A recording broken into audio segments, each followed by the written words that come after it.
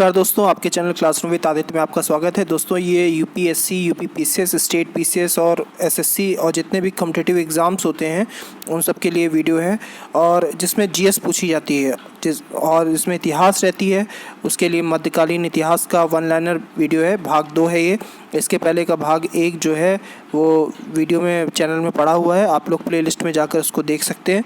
तो video start करेंगे दोस्तों, लेकिन उससे पहले आपसे एक रिक्वेस्ट है, अगर आपने हमारे चैनल को अब तक लाइक, सब्सक्राइब और शेयर नहीं किया तो ऐसा ज़रूर करें और राइट साइड का बेल आइकन जरूर प्रेस करें ताकि नए वीडियो अपलोड होने पे नोटिफिकेशन आपको मिलता रहे। दोस्तों ये वीडियो जो है वो दरअसल लास्ट ईयर्स के सवाल हैं, लास्ट ईयर्स के क्वेश्चन हैं जो बहुत इंपॉर्टेंट हैं और जो आए हुए हैं, जो हर एग्ज़ाम में कभी ना कभी पूछे जाते हैं ज़रूर। तो वीडियो स्टार्ट करेंगे दोस्तों, इसको ध्यान से देखिएगा। देखिए दोस्तों, इसमें पहला पॉइंट है कि औरंगज़ेब जो वाद्य यंत्र बजाता था वो कौन सा था। तो औरंगज़ेब जो है वो वीणा बजाता था, याद रखिएगा, औरंगज़ेब वीणा बजाता था। अगला सवाल है दोस्तों इसमें कि जिसके शासनकाल में 1646 ईस्वी में बल्ख का युद्ध हुआ था वो शाहजहाँ था। तो बल्ख का युद्ध, बल्ख जो है वो अफ़गानिस्तान का क्षेत्र था। उस जो व्यक्ति था, जो शासक था यहाँ पे, वो शाहजहाँ था जिसके समय में बल्ख का युद्ध हुआ था। ठीक, याद रखिएगा। अगला पॉइंट है दोस्तों इसमें कि 16 मार्च 1527 ईस्वी को आगरा से 35 किलोमीटर दूर बाबर व मेवाड़ के राणा सांगा के मध्य युद्ध लड़ा गया था। वो कौन सा था? वो खानवा का युद्ध था। तो खानवा का युद्ध किसके मध्य हुआ था? 2 फैक्ट हैं इसमें। पहला फैक्ट ये है, राणा सांगा और बाबर के बीच में हुआ था। कब हुआ था? 16 मार्च 1527 को हुआ था। तो इंपॉर्टेंट फैक्ट है, याद रखिएगा, खानवा का युद्ध बाबर और राणा सांगा के मध्य है। ठीक, याद रखिएगा इसमें। अगला पॉइंट है दोस्तों कि 27 जून 1539 को बिहार के बक्सर के निकट कर्मनाशा नदी के तट पर बसे एक छोटे से कस्बे में शेर शाह सूरी व हुमायूं के मध्य एक युद्ध लड़ा गया था जो कहलाता है, यह है चौसा का युद्ध। देखिए दोस्तों, इसमें 2-3 फैक्ट इंपॉर्टेंट हैं इस लाइन में। पहला कि चौसा का युद्ध किसके किसके बीच हुआ था? तो चौसा का युद्ध हुआ था शेर शाह सूरी और हुमायूं के बीच में हुआ था। ठीक, याद रखिएगा, पहला इंपॉर्टेंट फैक्ट है। दूसरा फैक्ट ये है, कब हुआ था? तो 27 जून 1539 को हुआ था। कहाँ पर? बिहार में हुआ था। ये चौसा नाम की जगह पे एक छोटा सा कस्बा था, चौसा, कर्मनाशा नदी के तट पर बक्सर जिले में, जो आज का बक्सर है, वहाँ पे एक चौसा नाम का एक कस्बा हुआ करता था जो शेर शाह सूरी और हुमायूं के युद्ध का गवाह बना। ठीक, याद रखिएगा, इंपॉर्टेंट है ये 2-3 फैक्ट, इसमें सब इंपॉर्टेंट है। अगला पॉइंट है दोस्तों इसमें कि 18 जून 1576 को मेवाड़ के महाराणा प्रताप व अकबर के सेना के मध्य युद्ध हुआ। अकबर की सेना का नेतृत्व आमेर का राजा मानसिंह कर रहा था। ये युद्ध कहलाता है हल्दी घाटी का युद्ध। तो हल्दी घाटी राजस्थान का क्षेत्र है। ठीक, यहाँ पे मिट्टी पीली होती है, इस कारण से ये क्षेत्र हल्दी घाटी कहलाता है। ठीक, याद रखिएगा। और 18 जून, पहला फैक्ट इसमें जो है, 18 जून 1546 को ये युद्ध हुआ। इंपॉर्टेंट फैक्ट है, 1546 जून 1546। दूसरा फैक्ट ये है कि किसके बीच हुआ? तो ये युद्ध हुआ अकबर और महाराणा प्रताप के मध्य हुआ। ठीक, याद रखिएगा। और इसमें अकबर की सेना का नेतृत्व कौन कर रहा था? तो अकबर की सेना का नेतृत्व इसमें कर रहा था आमेर का राजा मानसिंह कर रहा था अकबर की तरफ से। ठीक है, और महाराणा प्रताप का जो साथ है वो भीलों ने दिया था। ठीक, याद रखिएगा, महाराणा प्रताप का साथ भीलों ने दिया था और आमेर का राजा अकबर की सेना का नेतृत्व कर रहा था। ये हल्दी घाटी का युद्ध है जो महाराणा प्रताप और अकबर के मध्य लड़ा गया था। ठीक, याद रखिएगा। अगला पॉइंट है दोस्तों कि अलाई दरवाज़ा कहाँ पर है? तो अलाई दरवाज़ा जिसका निर्माण 1311 में हुआ था, 1311 ईस्वी में हुआ था। इसको किसने बनवाया था? ये बनवाया था अलाउद्दीन खिलजी ने बनवाया था। ठीक है, अलाई दरवाज़ा जो है वो अलाउद्दीन खिलजी द्वारा निर्मित है। अगला पॉइंट है दोस्तों इसमें कि सन 1602 ईस्वी में फतेहपुर सीकरी नामक स्थान पर बुलंद दरवाजे का निर्माण गुजरात विजय के उपलक्ष्य में करवाया गया था। किसके द्वारा? अकबर के द्वारा। तो फतेहपुर सीकरी आगरा के समीप जो है वो स्थान है और यहाँ पे 1602 ईस्वी में बुलंद दरवाजे का निर्माण, बहुत विशाल दरवाजे का निर्माण कराया था अकबर ने जब गुजरात पे विजय प्राप्त करी थी। ठीक है, तो ये चीज़ याद रखिएगा। तो गुजरात विजय के उपलक्ष्य में फतेहपुर सीकरी में और 1602, ये 3 इसमें इम्पोर्टेंट फैक्ट है। किसके द्वारा? अकबर द्वारा। ये चौथा इम्पोर्टेंट फैक्ट है। तो बुलंद दरवाज़ा कहाँ पर है? फतेहपुर सीकरी में है।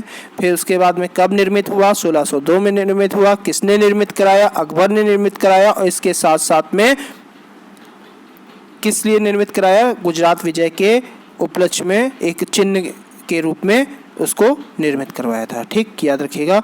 अगला पॉइंट है दोस्तों इसमें कि 1665 ईस्वी में पूर्ण हुई आगरा के लाल किले में स्थित मोती मस्जिद का निर्माण करवाया था। किसने? शाहजहां ने। ठीक है, तो एक चीज़ याद रखिएगा कि 1665 में आगरा के लाल किले में मोती मस्जिद का निर्माण पूरा हुआ था। लगभग 7 साल बनने में लगे थे इसको। शाहजहां ने इसको बनवाया था। एक मोती मस्जिद जो है वो आपकी पाकिस्तान में भी है। ठीक, याद रखिएगा। कमेंट करके बताइएगा वो किसने बनवाई थी। अगला पॉइंट है दोस्तों इसमें कि जिस मध्यकालीन शासक ने एकता व्यवस्था प्रारंभ की थी व्यवस्थित ढंग से, वो कौन था? इल्तुतमिश। देखिए, इल्तुतमिश ने जो है वो एकता व्यवस्था शुरू करी थी। एकता व्यवस्था शुरू करी थी और विधिवत ढंग से शुरू करी थी, व्यवस्थित ढंग से शुरू करी थी। देखिए, एक चीज़ याद रखिएगा इसमें कि एकता व्यवस्था दरअसल मोहम्मद गोरी के समय में ही जब वो आया था यहाँ पे तो वो प्रारंभ हो गई थी, लेकिन उसको विधिवत ढंग से जो लागू करने की जो बात है वो किसने किया? इल्तुतमिश ने किया। ठीक, याद रखिएगा, विधिवत ढंग से इल्तुतमिश ने भारत में लागू करी थी। अब देखिए, इसी संबंधित अगला फैक्ट है। अगला फैक्ट क्या है? भारत में एकताओं का वितरण मोहम्मद गोरी के समय से प्रारंभ माना जाता है। कुतुबुद्दीन ऐबक प्रथम इक्तेदार था। इक्तेदारी की व्यवस्था का अधिकतम कार्यकाल 3 वर्ष होता था। इक्तेदारी की परिभाषा तुसी के सियासतनामा में है। कुतुबुद्दीन ऐबक को झांसी का एकता प्रदान किया गया था और भारत में व्यवस्थित इक्तेदारी की शुरुआत किसने करी? इल्तुतमिश ने करी। तो उसी से संबंधित फैक्ट है। तो एक चीज़ याद रखिएगा, जो एकता जो है एक तरीके की जागीर जो शुरू में देने की प्रथा शुरू करी वो किसने करी? वो मोहम्मद गोरी ने शुरू करी। इसको व्यवस्थित ढंग से किसने लागू किया? वो आपका इल्तुतमिश ने लागू किया। पहला जो एकता प्रदान किया गया वो किसको प्रदान किया गया? कुतुबुद्दीन ऐबक को दिया गया था गौरी के द्वारा। इसके साथ साथ में अधिकतम इक्ते का जो कार्यकाल होता था वो 3 वर्ष का होता था। और इक्ता क्या होता था इसकी विधिवत परिभाषा तुसी नाम के जो व्यक्ति है उसके एक रचना है सियासतनामा, उसमें दी हुई है। ठीक है, और कुतुबुद्दीन ऐबक को झांसी का इक्ता प्रदान किया गया था। ये चीज़ याद रखिएगा। देखिए, इसमें सियासत नाम है तो इसको सियासतनामा पढ़िएगा, तुसी की सियासतनामा। ठीक, चलिए देखिए, इसमें अगला पॉइंट है कि आबू के दिलवाड़ा के जैन मंदिर का निर्माण गुजरात के चालुक्य यानी कि सोलंकी शासक भीमदेव प्रथम के सामंत विमल ने करवाया था। ये मंदिर बने हैं किससे? संगमरमर से। आबू की पहाड़ियाँ कहाँ पर हैं बताइएगा? आबू हिल्स कमेंट करके बताइएगा। ये एक रेत वाला क्षेत्र है भारत में। ठीक, आप लोगों ने नाम सुना होगा माउंट आबू का, तो बताइएगा माउंट आबू कहाँ पर है? वहीं पर ये आबू हिल्स पर ये मंदिर बना हुआ है। ये दिलवाड़ा के जैन मंदिर कहलाते हैं। गुजरात के जो चालुक्य शासक था भीमदेव प्रथम, उसका सामंत था विमल, उसने इस मंदिर का निर्माण करवाया था। ठीक है, ये सोलंकी शासक था और ये किससे बना है? संगमरमर से मंदिर बने हुए हैं। ठीक है, क्योंकि संगमरमर जो है राजस्थान में काफ़ी ज़्यादा मात्रा में, मकराना वगैरह के क्षेत्र में काफ़ी ज़्यादा मात्रा में उपलब्ध है। अगला पॉइंट है दोस्तों, देखिए, खुलदाबाद यानी कि औरंगाबाद महाराष्ट्र में जिसका मकबरा है, तो जिसका मकबरा है वो औरंगजेब है। तो देखिए, खुलदाबाद एक छोटा सा प्लेस है। ठीक है, औरंगाबाद में, और औरंगाबाद डिस्ट्रिक्ट में। औरंगाबाद डिस्ट्रिक्ट कहाँ है? महाराष्ट्र में है। और यहाँ पे किसका मकबरा है? औरंगजेब का मकबरा है। ठीक, चलिए अगला पॉइंट देखिए। इसमें फतेहपुर सीकरी में जिस व्यक्ति का मकबरा है तो शेख सलीम चिश्ती का मकबरा है। फतेहपुर सीकरी में जिनका मकबरा है वो है शेख सलीम चिश्ती। ठीक, याद रखिएगा। अगला पॉइंट है कि एतमादुद्दौला का मकबरा कहाँ पर है? तो एतमादुद्दौला का मकबरा आगरा में है। कमेंट करके बताइएगा कि एतमादुद्दौला कौन था। ठीक, तो एतमादुद्दौला का मकबरा आगरा में पड़ता है। ठीक, याद रखिएगा। अगला पॉइंट है दोस्तों कि अब्दुल रहीम खान खाना का मकबरा कहाँ पर है? अब्दुल रहीम खान खाना का मकबरा दिल्ली में है। अगला पॉइंट है इसमें दोस्तों कि सिसोदिया वंश के शासक राणा कुंभा 1433 से 1473 तक का इनका समय रहा, ने मालवा के शासक को पराजित कर बनवाया था क्या?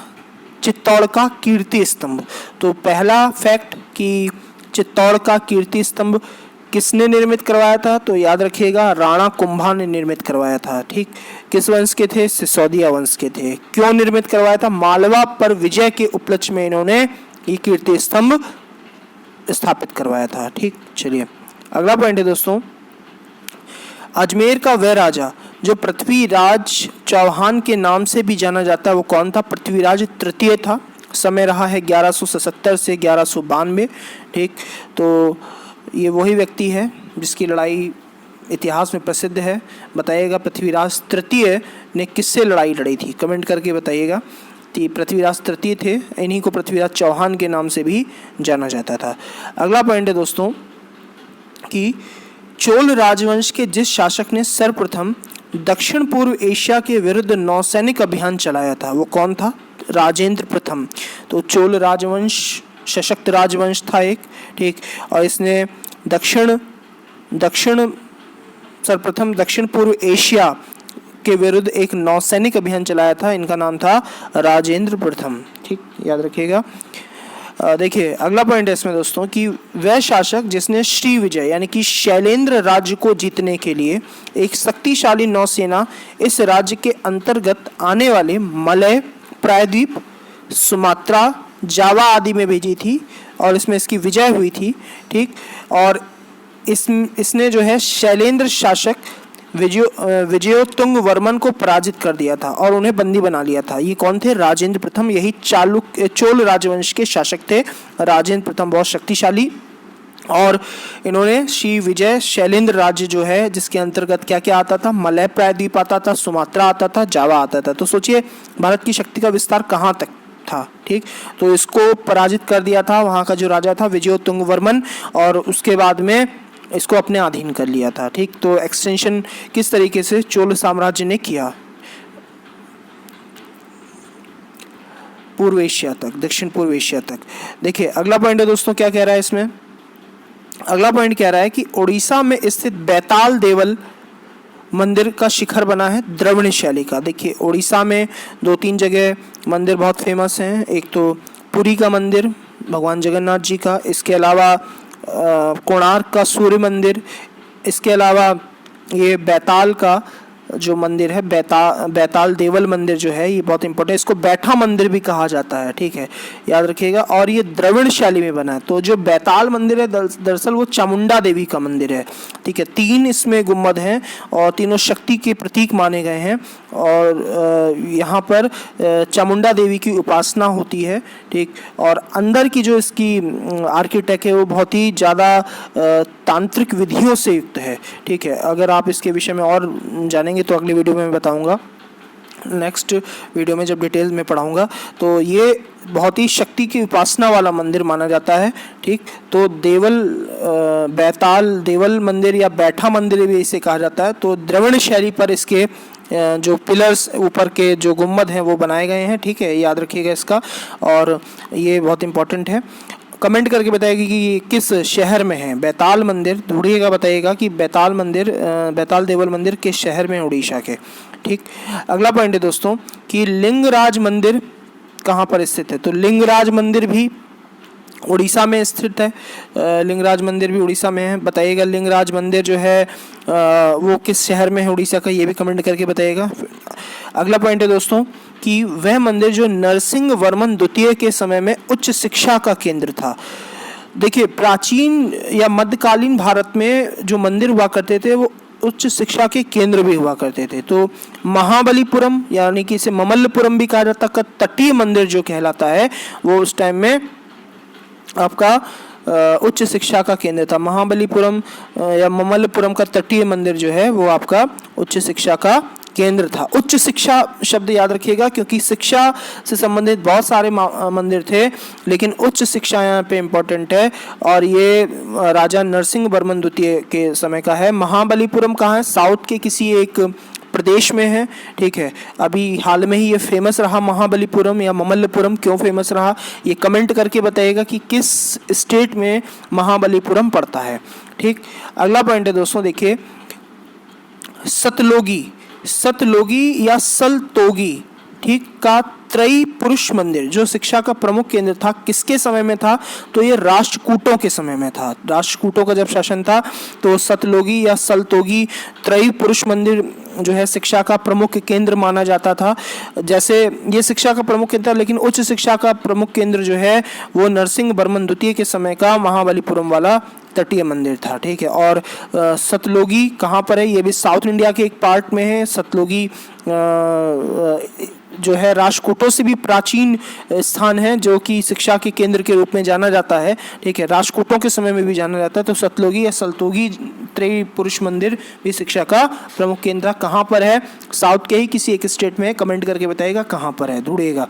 अगला पॉइंट है दोस्तों कि लास्ट इसमें 1202 में नालंदा विश्वविद्यालय को किसने नष्ट किया था? तो नालंदा विश्वविद्यालय को नष्ट किया था इख्तियारुद्दीन बिन बख्तियार खिलजी ने। तो बख्तियार खिलजी के नाम से भी हम जानते हैं इसे, ठीक। 1202 में नालंदा विश्वविद्यालय को नष्ट करने वाला व्यक्ति आक्रांता इख्तियारुद्दीन बिन बख्तियार खिलजी, ठीक। तो ये चीज़ याद रखिएगा। तो दोस्तों ये मध्यकालीन इतिहास पर वीडियो था।